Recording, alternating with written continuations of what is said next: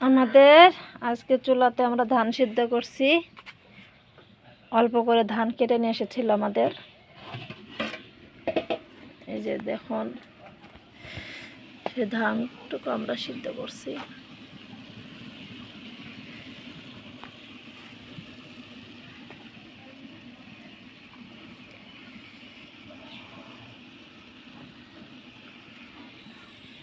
সিদ্ধ প্রায় হয়ে এসেছে।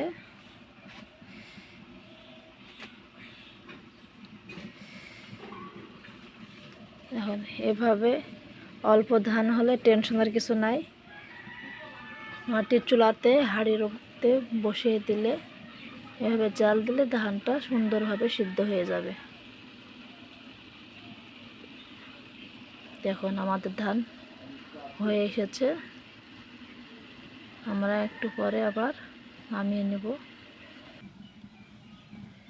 ধানটা সিদ্ধ করলো আমার ছেলে।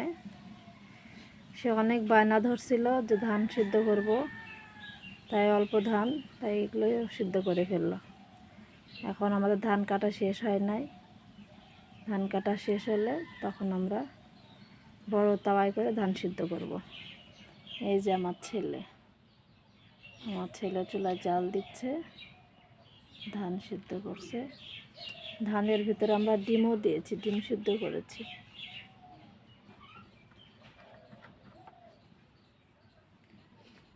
ধান সিদ্ধ করলেই সব বায়না ধরে ধানের ভিতরে ডিম দাও সিদ্ধ করে। তাই আমাদের ধান সিদ্ধ করলে আমরা ধানের ভিতরে ডিম দিয়ে সিদ্ধ করি, সেটা খেতেও ভালো লাগে।